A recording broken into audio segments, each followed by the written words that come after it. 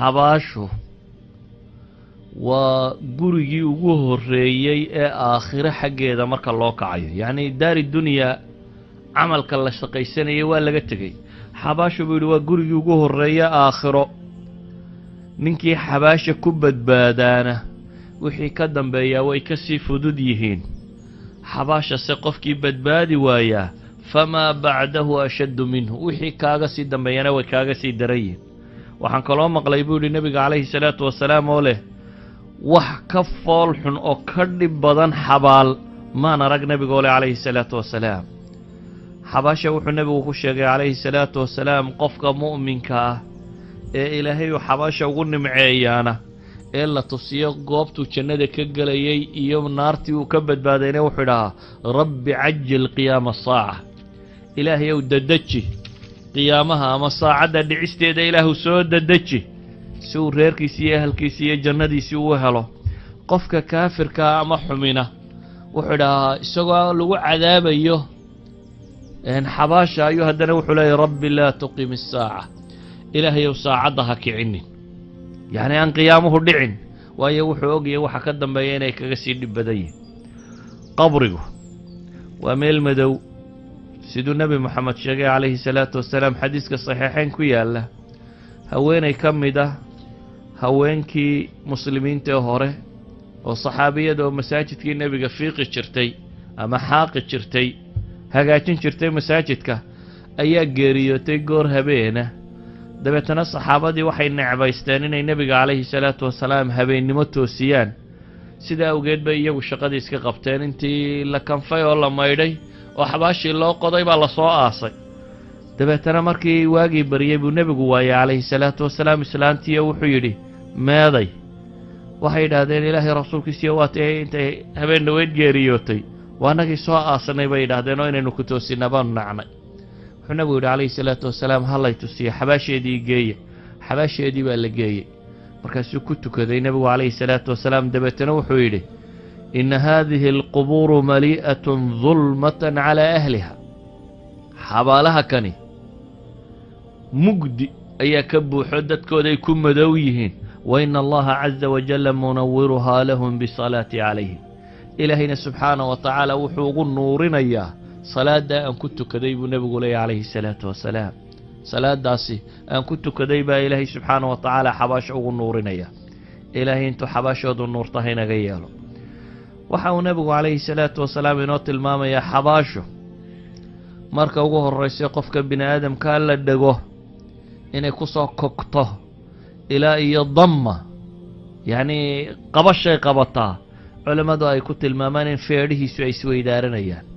waana ka nebiga calayhi salaatu wasalaam axaadiista ka sugan ay tilmaamayso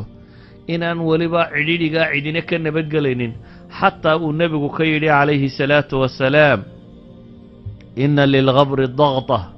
low kaana axadu naajiyan minha najaa sacd ibnu mucaad wuxuu nebigu yidhi calayhi salaatu wasalaam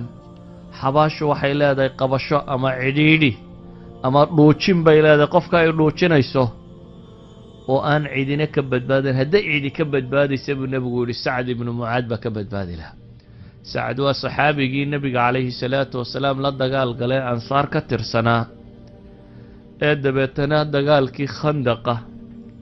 ee ku geeriyooday nabarkii ka soo gaadhay ee uu nebigu yidhi calayhi salaatu wasalaam geeridiisa cad carshuraxmaan baa gilgishay buu nebigu yidhi calayhi salaatu wasalaam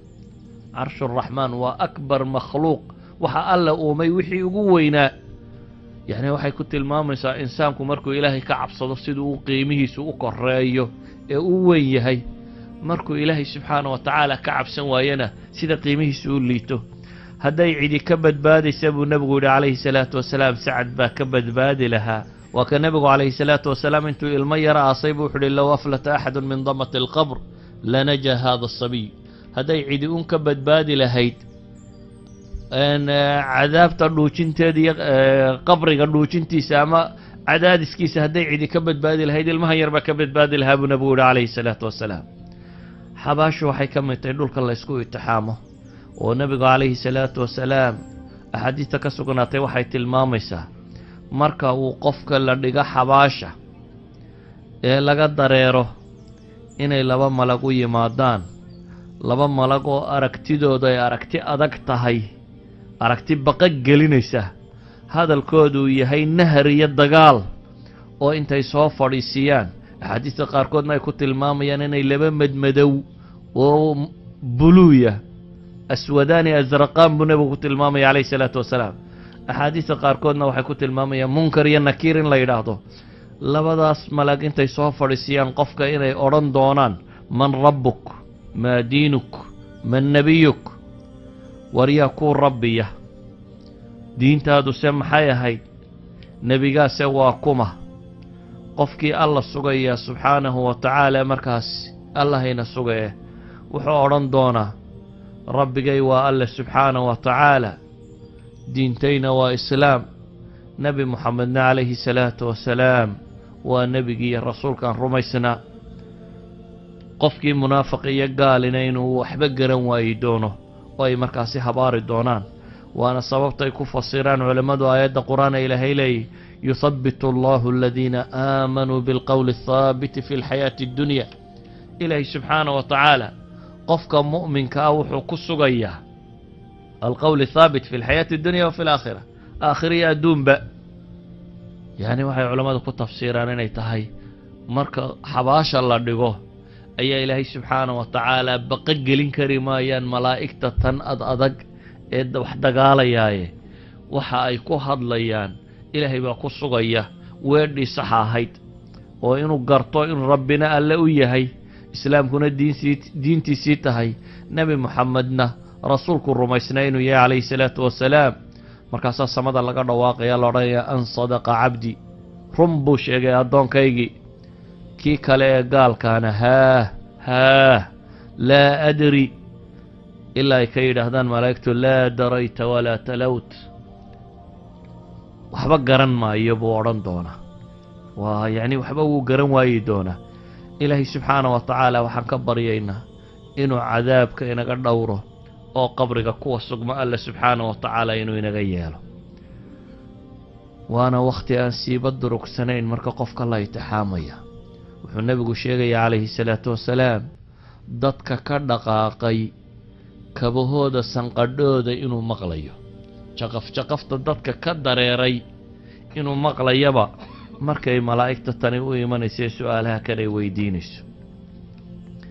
waxaa kaloo nebigu calayhi salaatu wasalaam axaadiista qaarkood ay tilmaamayaan waagii hore inaanu xabaasha imtixaankeeda hore loogu soo waxyoon, laakiin markii dambe loo soo waxyooday. markaan ku soo koobo axaadiis dhowra ku soo aroortay, laakiin nebigu calayhi salaatu wasalaam wuxuu tilmaamayaa in la fitnaynayo dadka oo la imtixaamayo oo xabaasha lagu imtixaamayo. qofka mu'minka waa la imtixaamaya, qofka kaafirkaana waa la imtixaamaya, sida axaadiista daahirkooda ka muuqata.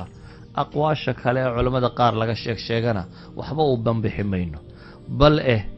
wuxuu nebigu sheegay calayhi salaatu wasalaam xataa ilmaha yar allaahuma qihi cadaaba alqabr wa fitnata alqabr, inan yar isagoo aasayuu nebigu calayhi salaatu wasalaam wuxuu ku ducaynayay ilaahu kan yar cadaabka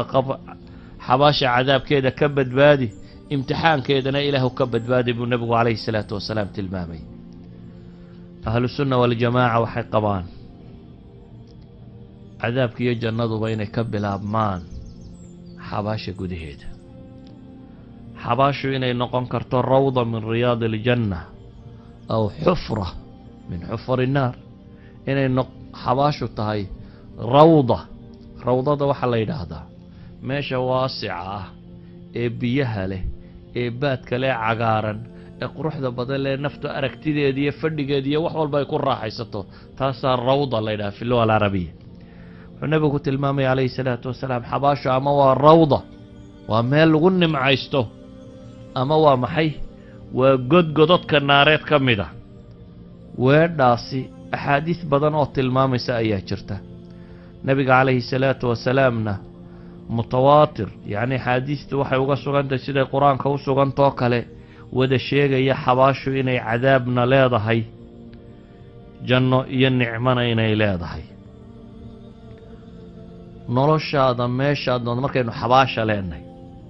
uma amaatahu fa aqbarahu oo dhan baynu u jeednaa. waxaynu u jeednaa waa iskaga mid in xabaal rasmiya lagu geliyo iyo in badda ku liqdo iyo in bahal ku cunaa waa iskaga mid. ilaahay kama baxsan karaysid subxaana wa tacaala meel kastoo aad tagto.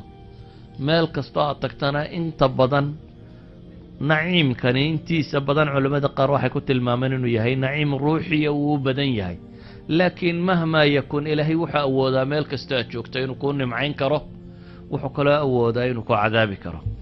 walidaalika umuurtan markaynu ka warramayno xabaasha ku saabsan oo dhan masaa'ilka caqliyaadka waa la ilaabaa. waxaan uga jeedaa xabaashu waa wax qayba, waa wax qarsoonoo maqan. mar hadday wax maqan tahay qur'aan iyo xadiis waxyuun baa la dhegaystaa. ilaahay wixii uu ka sheegay ee nebi moxamed calayhi salaatu wasalaam loo soo sheego qudhaa la dhegaystaa. wax kale oo aad dhegaysan kartaa ama caqligu talo kale uu ku leeyahay ma jirto. mar haddaad rumaysantayna ina allaha calaa kulli shayin qadiir, albaabadaasi say u dhacday iyo waxaasoo dhamma way soo xidhmeen. rabu samaawaati walard ayaa rasuulkiisii arrimaha ka soo faray. sida awgeed ayuu nebigu calayhi salaatu wasalaam axaadiis badani waxay kaga sugan tahay xabaasha in la ysku cadaabayo. qur-aanka nusuusta la deliishada waxaa ka mid ah imaam albukhaari 3 aayadood buu tarjamo kitaabka janaa'ista ah cadaab alqabriga wuxuu 3 aayadood ayuu ku soo aroorinayaa, laakiin 2 aayadood tafaasiir badan baaba la saaray. aayadda sariixii waxay tahay waxaaqa biaali fircawna suu'u lcadaab annaaru yucraduuna calayha guduwan wacashiya ويوم تقوم الصاعة أدخلوا آل فرعون أشد العذاب. إلهي وحلي سبحانه وتعالى فرعون يددكيسي وحا هلالي سوء العذاب عذاب كلل وإلهي بقرقية ولا هلالي وحكلوا إلهي يري النار يعرضون عليها غدوا وعشيا. عذاب كالله بندقى يا الله عرضنا يا قلن كي هوري يا قلن كالدنبابا وهو حقه وانتو حباشا كجرو. ويوم تقوم الساعة مركا اي قيامه دعنا وحال اوران دونا ادخلوا آل فرعون اشد العذاب. فرعون يكو حديث عذاب كوكل الجي. يعني النار يعرضون عليها غدوا وعشيا. مفسرين تي علماء waxay ku tilmaamay yani inay tahay عذاب القبر. إلهي سبحانه وتعالى waxaan ka baryaynaa inuu inaga badbaadiyo. waxa kale oo xujaj badan oo sugan ay tilmaamayaan oo xadiista nabiga calayhi salaatu wasalaam ka soo aroortay ay ka mid tahay in dadka badh cadaabka uu ugu yimaado xabaasha gudaheeda lagu cadaabo. saa daraaddeed buu nabigu calayhi salaatu wasalaam wuxuu tilmaamay, caaisha waxay tidhi xadiidka bukhaari, waxay soo gashay islaan yahuudiyada dabeetana cadaabkay ka warrantay. dabeetana waxay tidhi acaadaka allahu min cadaabi alqabri bay caaisha ku tidhi, ilaahay cadaabka naareed ha kaa ilaaliyo. caaisha markaa waxay tidhi fasa'alat caaisha alrasuula sala allahu alayh wasalam can cadaabi alqabr, oo dadka miyaa xabaasha lagu cadaabaabay tidhi ilaahay rasuulkiisiiyo. qaala nacam waa lagu cadaabayaa buu nabigu yihi cadaabulqabri baa jira. dabeetana caaisha waxay leedahay maalintaa wixii ka dambeeyey waxaan maqli jiray nabiga calayhi salaatu wasalaam oo salaad kasta uu tukanayo ilaahay ka magan gala عذاب القبر. رواية كلام بخاري وحي شيغيسا عذاب القبر حق حباشين ليسكو عذابه ومسألة ضبا. إذا النصوص بدن وصحيحين هي غير كاتبة قصة أرورتي أي وضت الماميسة مسألة ذاتا. حديث كم إذا واكا أسماء بنت أبي بكر أي الماميسة حديث كبخاري كويا الله نبي عليه الصلاة والسلام استاغي سقودتك وخطبة ضينيه. dabeetana wuxuu ka warramay fitnat alqabri alatii yuftatanu fiiha almaru. imtixaanka xabaasha la ysku itixaamayo markuu ka warramay baa dadkii buuqeen, waa la wada naxay oo waa la qayliyey. markaasaan waxba maqli waayey bay leedahay. dabeetana markay qayladii degtay oo aan hadalkii nebiga fahmi kari waayey ayaan saxaabi xagga soka joogaan waxaan ku idhi bay tidhi ay baaraka allaahu lak ماذا قال رسول الله صلى الله عليه وسلم آخر قولي. وأنا مركي وجود ميسي الله أكبر كي وحي النبي يري الشيخ ما قولي بيتري ويري وجود ميسي والنبي لها. دبتنا وحي يري نبي وحي قد وحي إلي أنكم تفتنون في القبور قريبا من فتنة الدجال. حباشا والله يدنكو اتحام الدونا sidii dajaal fitnadiisii oo kale ayaa laydin itixaami doonaa. xabaasha markaa cadaabka ka dhacaya axaadiista qaarkood saxiixa ku soo aroortay waxaabay tilmaamayaan nebi moxamed calayhi salaatu wassalaam inuu maqlayay oo uu dad soo maray. nebigu calayhi salaatu wasalaam xadiidka imaamu muslim uu soo saarayo xabaaluu soo dul maray, dabeetana isagoo xabaalihii dul maraya xaa'id bani najaar agteeda reer qoladaa beertooda dhinaceeda iyadoo ah oo uu baqal uu lahaa fuushan yahay oo aanu la soconna buu leeyahay saxaabiga la idhaha zayd ibnu thaabit ayay mar qura diday neefkii u fuushana, dabeetana nebigay ridi gaadhayba meeshana buu yidhi 5, 6, 4 meelaha yacni dhowr xabaalood baa ku yaalay. baqashii uu nebigu fuushanaa baa diday oo nebigaba tuuri gaadhay calayhi salaatu wasalaam. markaasuu wuxuu nebigu yidhi man yacrif asxaaba haadihi alaqbur, war yaa garanaya xabaalaha kan cidda ku jirta. nin baa wuxuu yidhi aniga ilaahay rasuulkiisiiyo. markaasuu nebigu wuxuu yidhi famataa maata haaulaa'i, goormay dhinteen kuwa kani? maatuu fi lishraak buu ku yidhi, ilaah waa kuwa gaalnimo ku dhintay. nebigu ku leeyay calayhi salaatu wasalaam nebi allo waa kuwa gaalnimo ku dhintay. faqaala ina haadihi alumma tubtalaa fii qubuuriha, ummadda tan buu nebigu ku yidhi calayhi salaatu wasalaam xabaashan ay ku jirtaa lagu itixaamaya, balaayaa ku socota. falowlaa an laa tadaafanuu ladacawtu allaha an yusmicakum min cadaabi alqabri aladii asmacu minhu. haddii aanan ka cabsi qabin buu nebigu yidhi calayhi salaatu wasalaam inaydan isba xabaali waayin, ilaahay baan idiin baryi lahaa waxa aan maqlayo inuu idin maqashiiya buu nebigu leeyahy calayhi salaatu wasalaam. yacnii dadkan la cadaabayo iyo waxa ka yeedhaya iyo dhibta haysata kuwan xabaasha ku jira haddaanan ka baqayn buu nebigu leeyahy hadhow inaad xabaalahaba ka baqataan oo dadkaba aasi weydaan, haddaanan taa ka cabsi qabin ilaahay waxaan ka baryi lahaa inuu idin maqashiiyo buu leeyahy nebigu calayhi salaatu wasalaam. waa xabaalahan aynu maalin walba dul marro, waa duul kale oo caalam kale ku nool oo wax la cadaabayo wax la jannaynayaba leh. nebigu calayhi salaatu wasalaam xadiid kale wuxuu ku tilmaamayaa oo bukhaari iyo muslimba warinayaan, ibnu cabbaas waa kale, 2 xabaalood buu nebigu soo maray. markaasuu wuxuu yidhi innahumaa la yucadabaan, labada tan waa la cadaabayaa buu nebigu yidhi wamaa yucadabaani fii kabiir, wax weyna lagu cadaabi maayo. yacnii nebigu wuxuu sheegaya calayhi salaatu wasalaam intuu xabaalo soo dul maray ayuu wuxuu ku yidhi waryaareh labada halkan ku jira waa la cadaabayaa buu nebigu yidhi calayhi salaatu wasalaam. idan nebigu calayhi salaatu wasalaam wuu maqli jiray, isla markaasi xayawaanka hayru thaqalayn nebigu wuxuu leeyahy calayhi salaatu wasalaam jinka iyo insiga waxaan ahayna waa maqlaan. mararka qaarkoodna culamo badan baa waxay sugaysaa oo ibnu taymiya hayrkiiba ka mid yihiin dad badan oo culamo oo hiqaadoo la yaqaana intay xabaalo soo dhex mareen ama inay wax badan ka maqleen dadkaasi meesha lagu cadaabayo. haata tanna waxaaba jira kuwo maanta culammada badh ay sugayaan oo samee cadabaynta la geliyey qaar la cadaabaya la sheegay. si kasta ha noqotee ilaahay rasuulkiisii mar hadduu ka warramay samaacad iyo wax kala toona looma baahna ee nebi moxamed calayhi salaatu wasalaam baa sheegaya. qaarna waa la jannaynaya, jannada iyo cadaabkaa ka socda. wuxuu nebigu ku tilmaamayaa xadiidka saxiixa yunaadi munaadin fi asamaa, mid dhawaaqaa cirka ka dhawaaqaya oo odhanaya qofkii mu'minka ee jawaabtiisu sax noqotay an sadaqa cabdi fafrishuuhu min aljanna waalbisuuhu min aljanna waftaxuu lahu baaban ila aljanna. markuu su-aalihii la weydiiyey ku guulaysto ayaa la odhanayaa kan jannada furshaan uga dhiga oo dhar janneed u xidha oo albaab janneed u fura, dabeetana udug fiican baa u soo gelaya, qabrigiisaa loo waasicinayaa, nin aada u qurux badan baa u imanaya oo dhar fiican sitoo udug wanaagsan. markaasuu wuxuu ku odhanayaa abshir biladii yasuruk, ku bushaarayso kii aad ku farxi lahayd, ku bushaarayso ilaahay raalli ahaanshiyihiisa iyo janno iyo nimco weyn ku bushaarayso. haadaa yowmuka aladii kunta kani waa maalintii laguu yaboo hayay buu ku odhanayaa. markaasuu wuxuu ku odhanayaa qofkii muslimkii xabaasha ku jiray war allaha kuu bishaareeya adigu kumaad ahayd dabeetana wuxuu wejigaagu weji qof khayr qaba u eegaya kumaad ahayd dabeetana wuxuu odhanayaa ana camaluka asaalix anigu waxaan ahay camalkii suubanaa salaadaada iyo soonkaaga iyo sadaqaadkaaga iyo khayrkii aad dunida ku samaynaysay kii baan ahay oo ilaahay subxaanahu wa tacaala ayaa inaan kuu bushaareeya ii idmay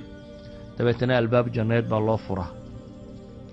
kuwa kalena nebigu wuxuu uhi calayhi salaatu wasalaam isla markaa kan laftiisa albaab naareed baa la tusaa waxaa la yidhahdaa meeshaasina waa godkii naareed ee alla kaa badbaadiyey yacni jannadu waxay sii macaanaanaysaa markaad aragto dadka kale meesha uu ku jiray iyo say u fool xun tahay deetana waxaa la yidhahdaa meeshaasina waa meeshii alla uu kaa badbaadiyey ehel janneed baad leedahay markaasuu baryo bilaabaa uu leeyahay ilaahu qiyaamaha hore u kici oo iminka qiyaamuhu ha dhaco ilaan wuxuu arkay janno iyo meel lagu nimcaysan yahay kan cagsigiisana nebigu calayhi salaatu wasalaam intan cagsigeedu ka tilmaamaya in markuu waxba garan waayo loo yidhaahdo naarta u soo gogla albaab naareedna u fura intii kan lagu yidhi in leeg nin fool xun oo arag xun oo marya xunoo ur xun baa u iman doona oo dabeetana naarta ugu bushaarayn doona kadibna wuxuu odhan doonaa waxaanay ana camaluka alkhabiid camalkaagii xumaa ayaan ahay buu odhan doonaa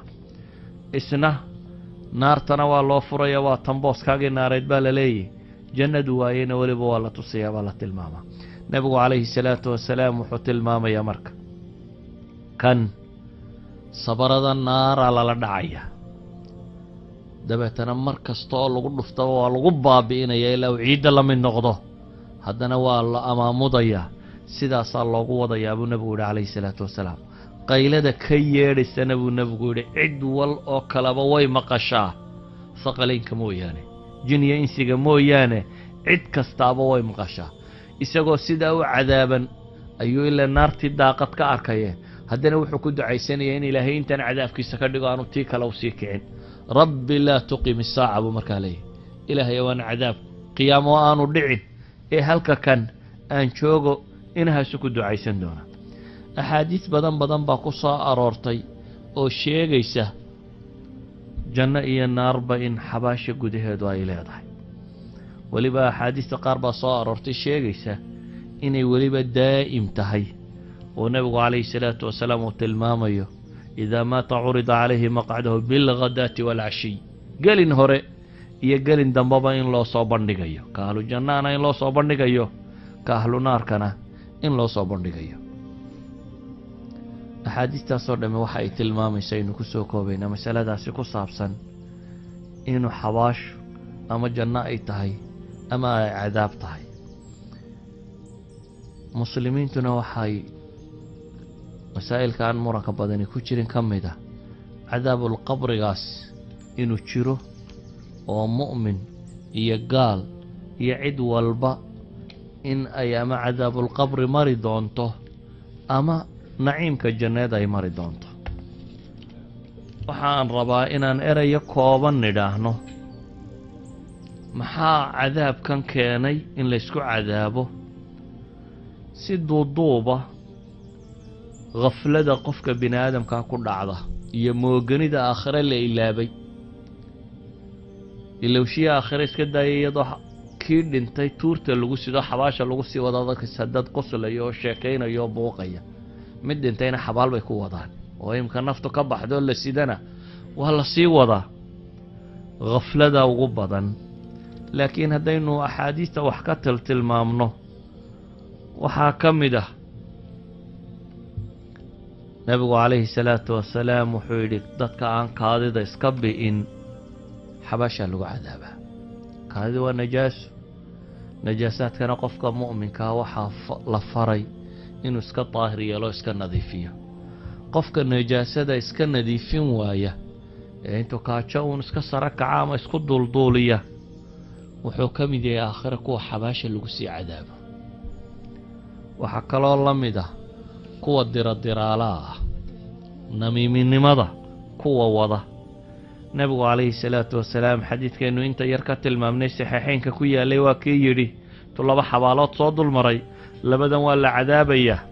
وحوين لغو عذاب ما يبنى بقولي يعني وحوين وحوغة جيدا وحي اسكدين كريان أيها لغو عذابيا ثم قال بلى وين تي مرة دي عذابك وقالين دي متكودبون نبقو يري ديرال وها ديرال مدتك الله دح سعودي ككلا نبو نبقو يري عليه الصلاة والسلام كادي دانو اسكتري جرين markaasuu nebigu intuu geed yar laan soo qaado kala jeexay ayuu korkooda ka taagay uu yidhi ilaahay inuu kaga khafiifiyaabaa la arkaa xadiidkani wuxuu inoo sheegayaa markaasi inuu ka mid tahay waxyaabaha lagu galo naarta ku taalla qabriga waxa lagu galo inay ka mid tahay nebiguna calayhi salaatu wasalaam in badan buu ilaahay ka bariyey subxaanahu wa tacaala in kuwa cadaabka alla ka badbaadiya u noqdo waana ka xadiidka ku tilmaamaya tanazahu min albawl fa ina caamatu cadaabi alqabri minhu waar kaadida iska ilaaliya inta ugu badan leh waxay ka mid tahay xabaasha waxyaabaha ugu badan ee la isku cadaabaa mas'aladaasay ka mid tahay waxyaabaha cadaabka keena la isku cadaabo xabaasha waxaa ka mid ah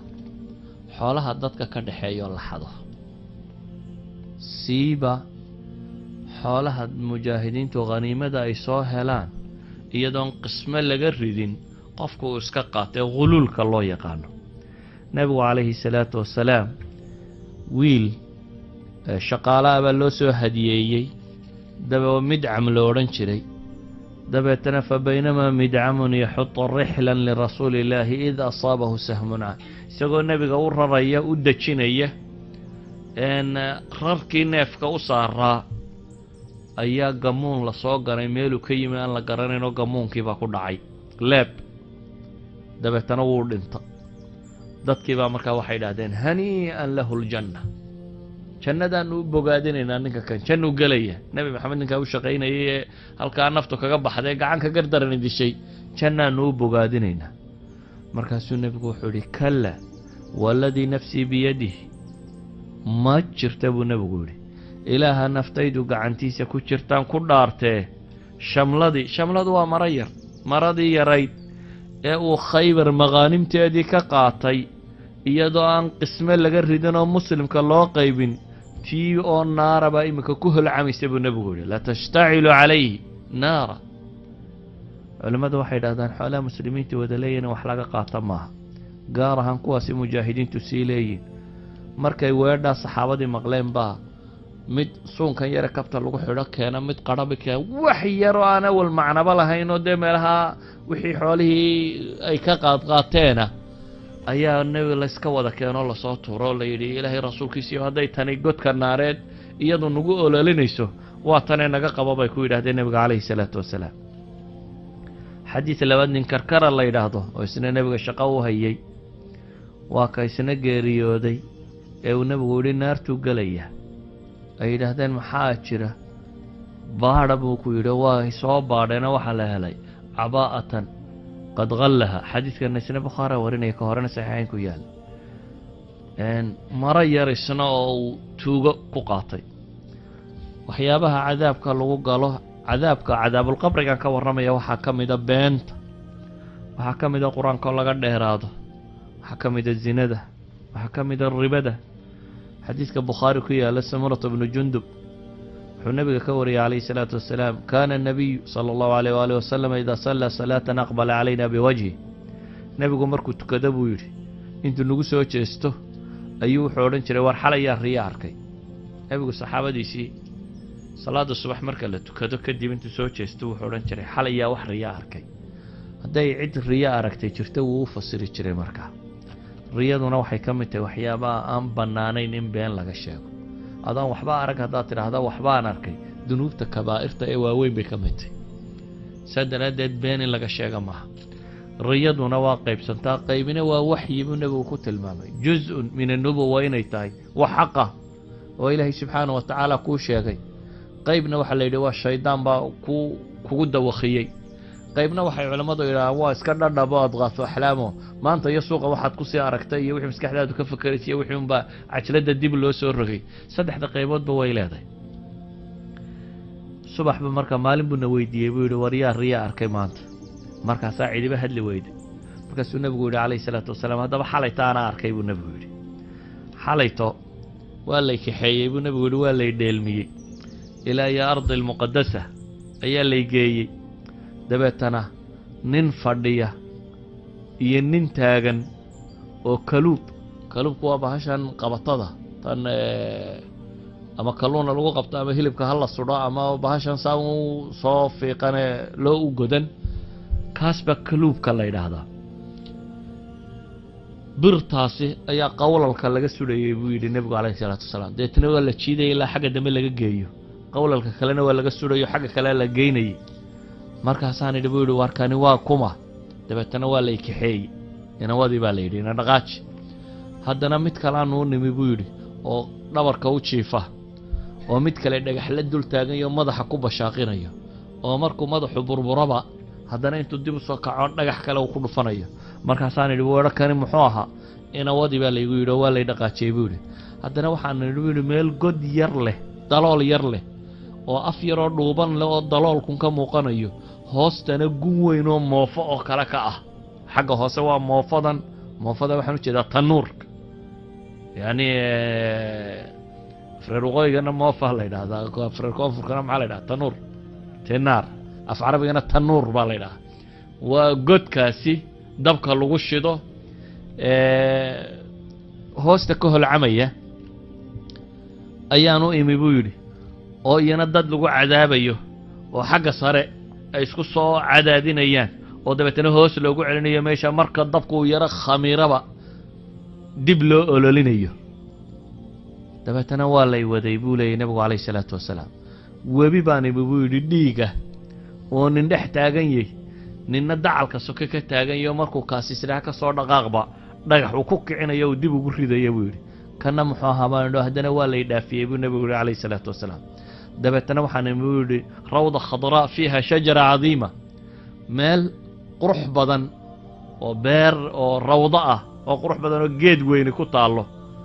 oo geedka guntiisa nin oday fadhiyo carruur badanina la fadhido war waa kuma baan idho inawadi baa la yidhi buu yidhi geedkii baanu gallay buu nebigu yidhi ayaanu korray dabeetana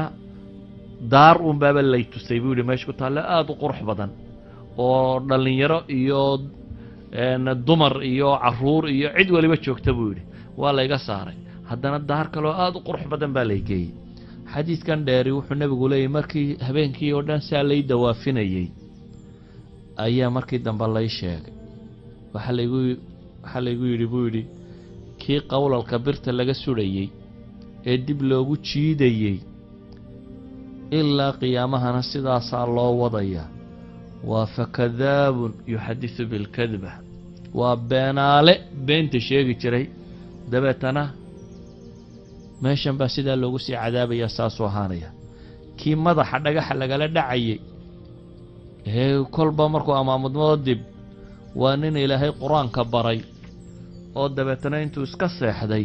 habeen iyo maalintoona aan ku camal falin waa wadaad kitaabkii tuuray weeyaan wadaadkaa kitaabka tuurayna saasaa loo cadaabayaa ilaa iyo inta qiyaamuhu ka dhacayo kii saddexaad buu nebigu yidhi aad arkaysee godka yar ku soo jiray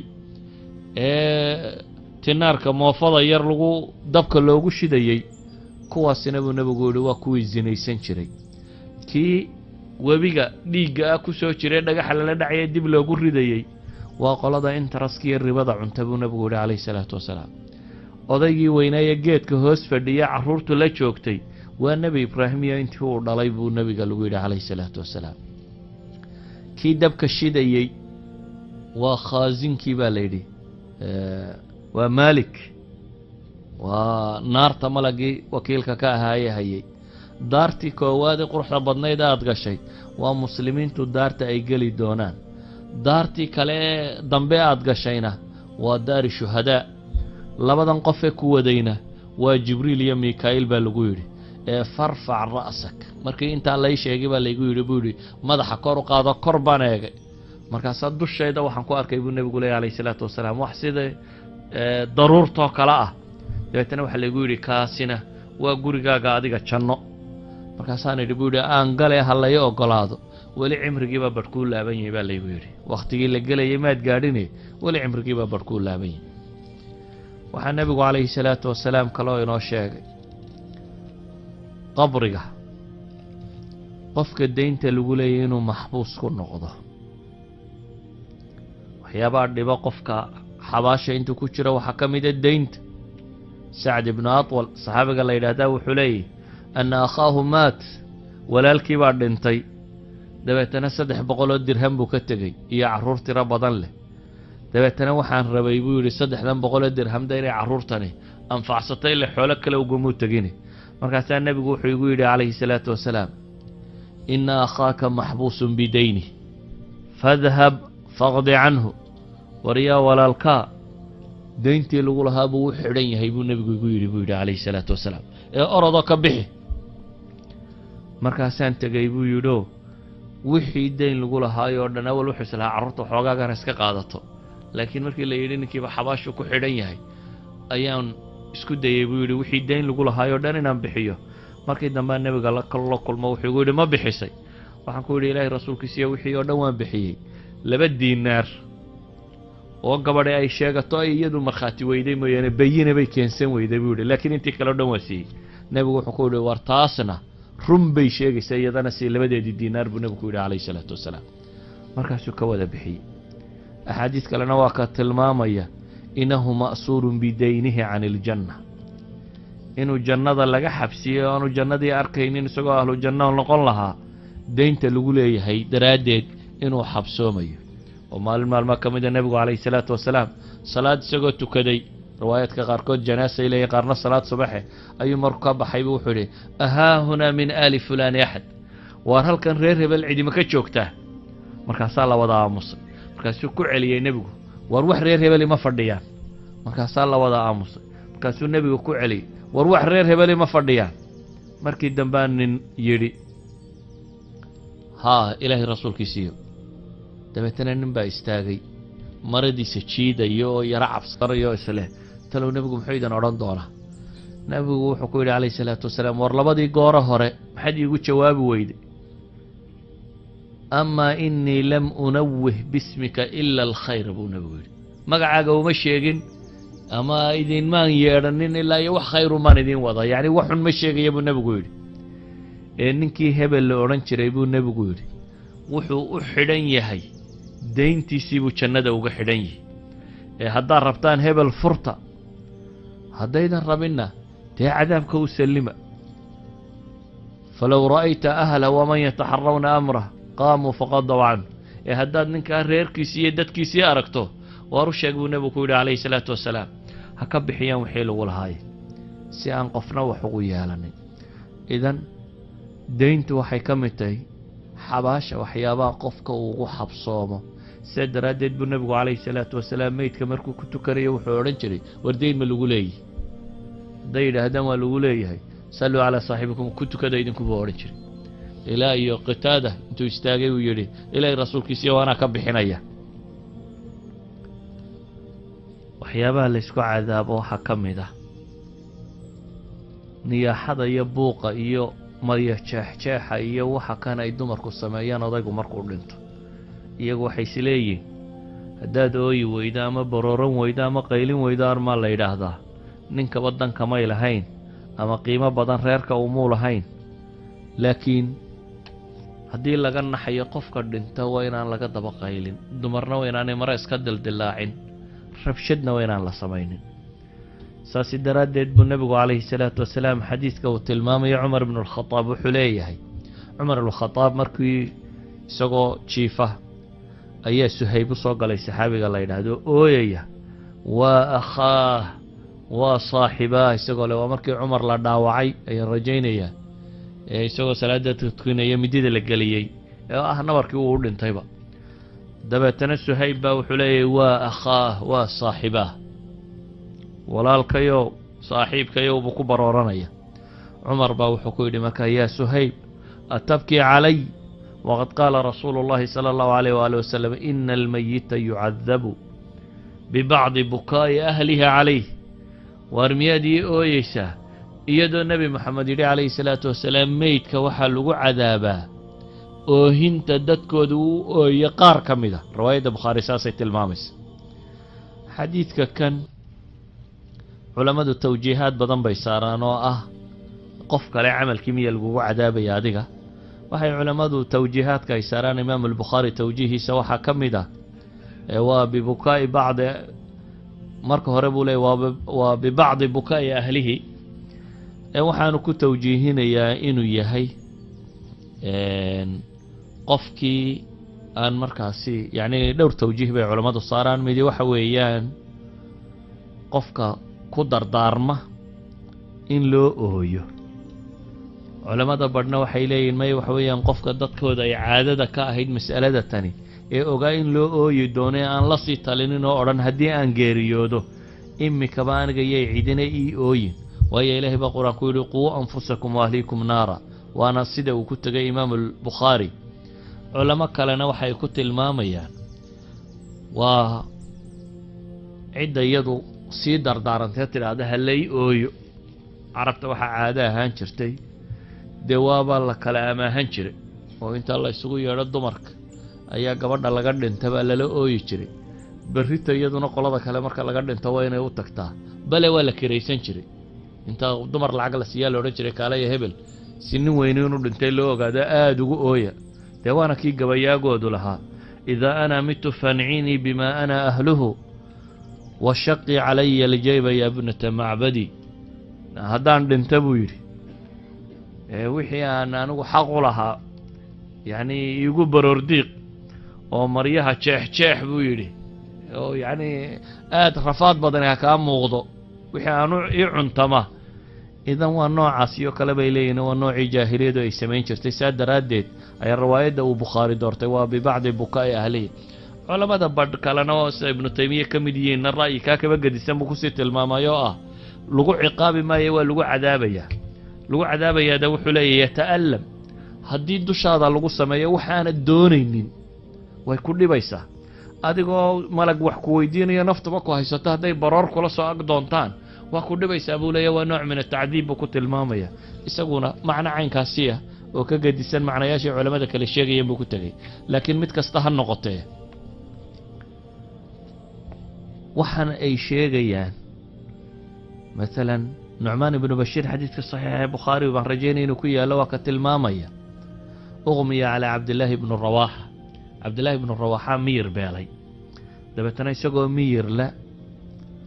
ayaa waxaa isdul taagtay walaashiioo leh waa jabalaah waa kadaa sheegaysa. ma hebelkii buurta ahaayo bay leedahay yacni ammaan ayay kula dul barooranaysaa. dabeetana wuu soo miraabay, markaasuu wuxuu yidhi maa qulta naa maxaad lahayd mar intaan jiifay?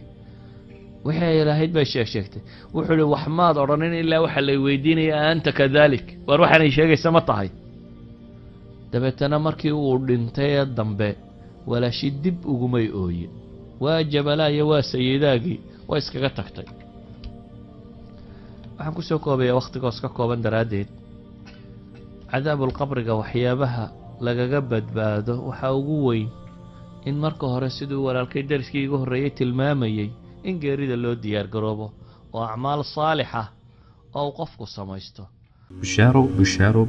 haddii safar loo geli jiray barashada qur-aanka hadda waxaad ku baranaysaa qur-aanka iyo culumta shareecada adiga oo jooga gurigaaga iyo goobtaada shaqo. dugsiga online-ka ah ee barashada qur-aanka kariimka iyo shareecada islaamka duruusta uu sida taxanaha u dhigo waxaa ka mid ah barashada qur-aanka kariimka ah iyo higaada, culumta shareecada islaamka, tarbiyada awlaada iyo luqadda carabiga. haddaba isqoristu waa ay socotaa. hadan hore ogaad wixii faahfaahina kala xidhiidh nambarada shaashada kaaga muuqda. hamoodaan dugsiga online-ka ee barashada qur-aanka kariimka iyo culumta shareecada ee daarul hijra.